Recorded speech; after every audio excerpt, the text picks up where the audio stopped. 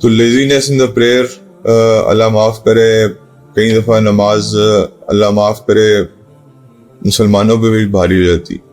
آج ہماری مسجدیں دیکھیں، خوبصورت مسجدیں ہیں لیکن پھر بھی رو رہی ہیں، خالی ہیں۔ اور اصل حسن ان کا کیا ہے؟ اس کا مہمان، اس کا نمازی۔ اور اللہ تعالیٰ کے نبی نے فرمایا کہ جو اللہ کے گھروں کو بھرتا ہے اللہ اس کے گھر کو برکت سے بھر دیتا ہے۔ اور اس میں ایک اور چیز بتا دوں میں آپ کو کہ حضور صلی اللہ علیہ وسلم سے جب بھی پوچھا گیا کہ توحید کے بعد سب سے بڑا عمل کیا ہے، حضور کا اکثر سوال کیا ہوتا تھا، جواب کیا ہوتا تھا؟ نماز، نماز۔ پہلا سوال قیامت کے دن کیا ہوگا؟ آپ کو اکثر آپ پڑھتے رہے نماز۔ اس کے بعد اس کے بارے میں کوئی حدیث ہے وہ جو غالباً ہم نے پڑھی تھی، وہ لمبی سی، وہ جو 15 قسم کے عذاب اس کو دیے جاتے ہیں، میں وہ 11 دنیا میں اور 5 آخرت میں یا 4 آخرت میں۔ تو اس میں موت پر پیاسا مرتا ہے۔ اگر جو بے نمازی ہے یا جو نماز میں سستی کرتا ہے وہ موت پر پیاسا مرتا ہے، پورا سمندر بھی پلا دیا جائے تو اس کو فرق نہیں پڑے گا۔ بسم اللہ الرحمن الرحیم۔ حضرت جلال الدین سیوطی رحمہ اللہ نے اپنی کتاب میں لکھا ہے کہ ایک انسان کی بیڈ اینڈنگ کس وجہ سے ہوتی ہے، مطلب موت، بری موت کس وجہ سے آتی ہے۔ انہوں نے 4 ریزن مینشن کیے ہیں، تو مجھے اور آپ کو ان چیزوں سے خصوصی طور پہ پرہیز کرنا چاہیے۔ اللہ تعالیٰ ہمیں معاف فرمائے سب سے پہلے تو، اور پہلے عمل کی توفیق عطا فرمائے، عاملین میں سے بنائے۔ پہلی وجہ جو وہ مینشن کرتے ہیں وہ کہتے ہیں کہ the laziness in the prayers۔ ایک تو ہوتا ہے نا نماز چھوڑ دینا، وہ تو آپ کو ایسے ہی کفر سے ملا دیتا ہے۔ اس کے بعد جو ہے جو حضور صلی اللہ علیہ وسلم کے زمانے میں منافقین ہوتے تھے نا، وہ ان کے اوپر نماز بہت بھاری ہوتی تھی، مطلب کہ جب وہ کہ بس اس چیز کا انتظار کر رہے ہوتے تھے کہ جب فرض ختم ہو ہم یہاں سے بھاگیں۔ تو لیزینس ان دا پریئر اللہ معاف کرے، کئی دفعہ نماز اللہ معاف کرے مسلمانوں پہ بھی بھاری ہو جاتی۔ آج ہماری مسجدیں دیکھیں، خوبصورت مسجدیں ہیں لیکن پھر بھی رو رہی ہیں، خالی ہیں۔ اور اصل حسن ان کا کیا ہے؟ اس کا مہمان، اس کا نمازی۔ اور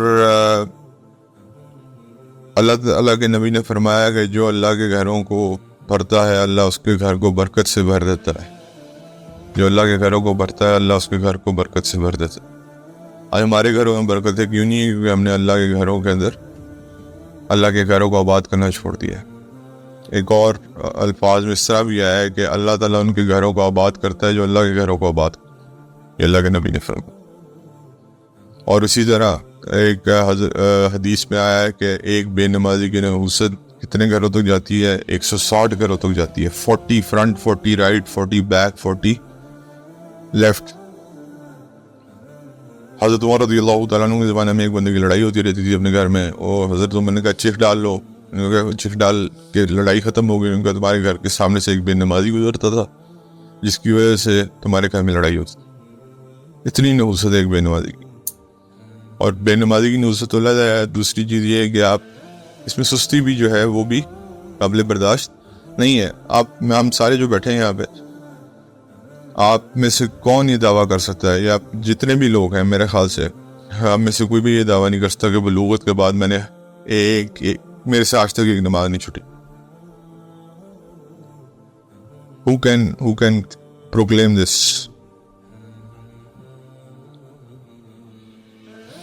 ہمارے ہاں تو مطلب اللہ معاف کرے، لوگوں سے پوچھو نا آپ کی نمازیں کتنی قضا ہوئی تھیں، وہ کہتے ہیں یار ہمیں یاد نہیں ہے۔ تو ہم کیا کریں، کس نے نمازیں پڑھیں؟ سوال یہ ہوتا ہے الٹا بلکہ۔ تو بلوغت کے بعد کوئی بھی کلیم نہیں کر سکتا۔ بہت کم ہوں گے لوگ، اللہ کے کوئی خاص بندے ہوں گے جو یہ کلیم کر سکتے ہیں کہ میں بلوغت کے بعد آج تک ایک نماز نہیں چھوڑی۔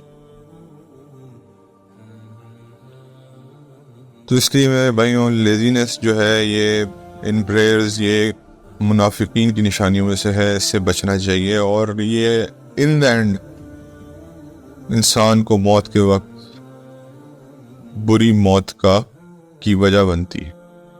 نمبر 1.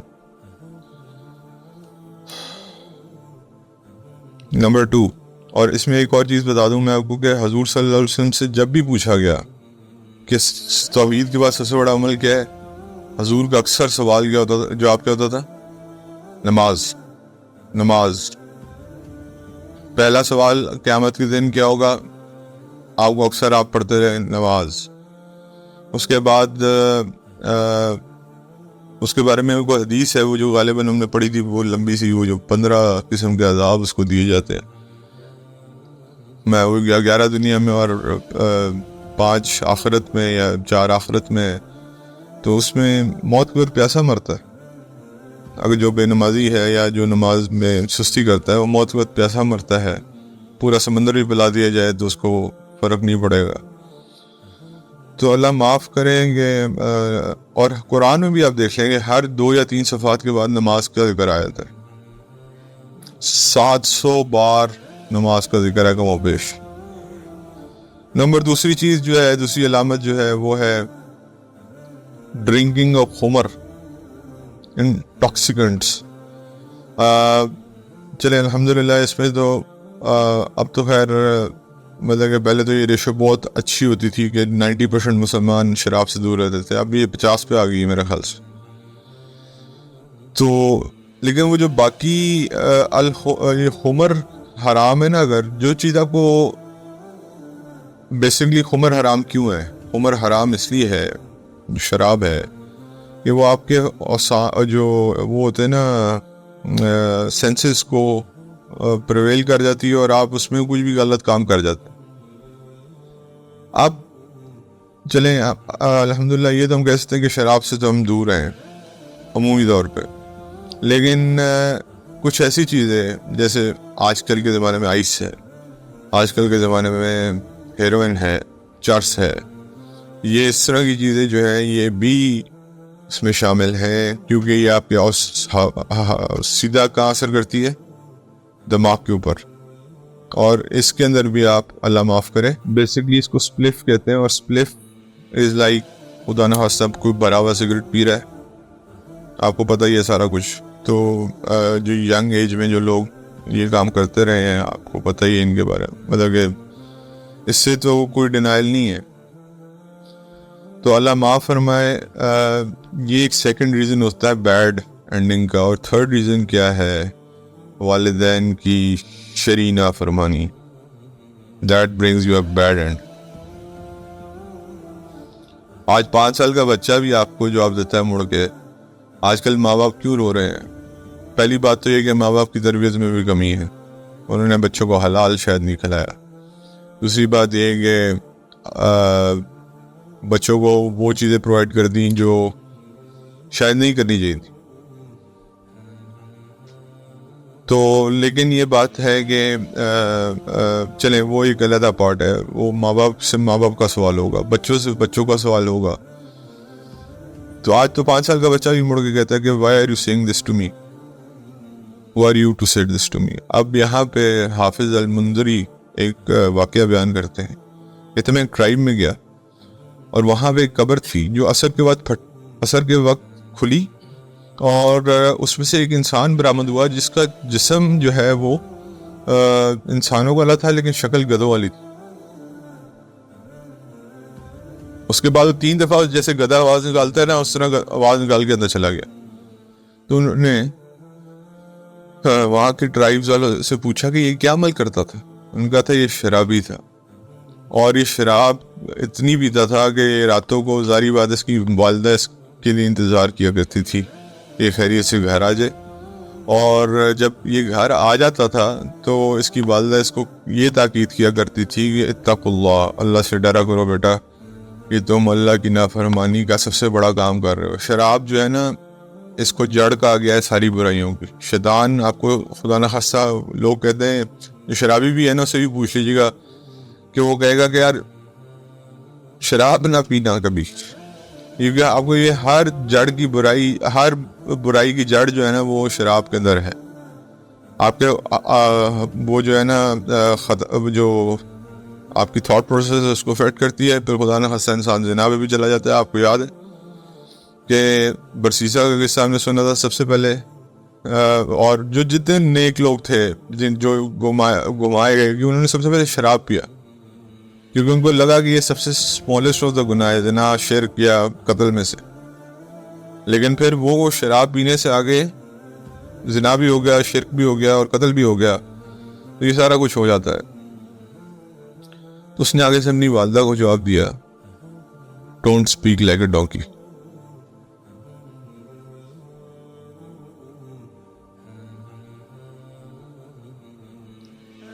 اللہ تعالیٰ نے اس کو, یہ حضرت حافظ منذری رحیم اللہ کو, اس کو گدھے کی شکل میں دکھایا. انسان کا دھڑ شکل گدھے کی. کیوں؟ کیونکہ اس نے اپنی والدہ کو کہا تھا شراب پہ منع کرنے پہ, don't speak like a donkey in front of me. Imagine کریں آپ, آج بچہ آپ کو کیا کہتا ہے, میری ماں میرے فریڈم کے پیچھے پڑ گئی, میرا باپ میرے فریڈم کے پیچھے پڑ گیا. تو پھر یہ فریڈم والے جو ہیں ان کے لیے پھر اللہ معاف کرے قبر میں ان کے کیا حالات ہوں گے وہ بھی آپ کو پتہ ہے. اور آخری چوتھی چیز جو ہے وہ ہے مسلمانوں کو تکلیف دینا, مسلمانوں کے لیے تکلیف کا باعث بننا. اس میں سب سے بڑی چیز ہماری زبان ہے کہ مسلمانوں کو جو تکلیف دیتی ہے, گالیاں بکتی ہے, بکواس ہم بہت کر جاتے ہیں, حد سے زیادہ بڑھ جاتے ہیں, لوگوں کو برا بھلا کہہ دیتے ہیں, غیبت زیادہ کرتے ہیں. پھر اس کے بعد کسی کے گھر کے باہر گاڑی کھڑے کر دینا, کسی کا راستہ روکنے, پتلی روڈ ہے آپ گاڑی کھڑی کر دی, آپ کو پتہ نہیں ہے راستہ روکنا کتنا بڑا گناہ ہے. کسی کا راستہ روکنا کتنا بڑا گناہ ہے. حضرت عمر رضی اللہ تعالیٰ عنہ کھلی اشارائیں بناتے تھے تاکہ کسی کو گزرنے میں تکلیف نہ ہو. ہم لوگ بیچ میں گاڑیاں کھڑی کر کے, آج ٹریفک کی جو پرابلمز ہیں یہ اسی وجہ سے ہیں کہ لوگ بیچ میں گاڑی کھڑی کر کے چلے جاتے ہیں. آپ کے پیچھے کوئی گاڑی کھڑی کر کے چلا جائے اور آپ اس کو ڈھونڈتے رہیں, کتنی تکلیف ہوتی ہے آپ کو, مجھے بتائیں. آپ نے یہ وقت سے پہنچنا ہو لیکن پیپل ڈونٹ کیئر, تو کم از کم میں اور آپ اس کا حصہ نہ بنیں. یہ بھی بیڈ اینڈنگ کا نتیجہ بنتا ہے جب آپ اپنے اخوان کو, یعنی کہ اپنے مسلمان بھائیوں کو تکلیف میں جو ہے وہ تکلیف دیتے ہیں. تو میرے بھائیوں, یہ تو اللہ رب العزت تو اتنے رحیم ہیں کہ انہوں نے یہ تو مسلمانوں کے لیے رتبے رکھے ہیں. آپ امیجن کریں کہ ضمنی جو آپ کی اس میں رہتے ہیں, یعنی کہ کوئی اور ریلیجن کے لوگ اگر آپ کے اس میں رہتے ہیں اور آپ ان کو ناحق قتل کرتے ہیں, تو حضور نے کیا فرمایا ہے کہ میں اس ضمنی کا وکیل ہوں گا تمہارے خلاف.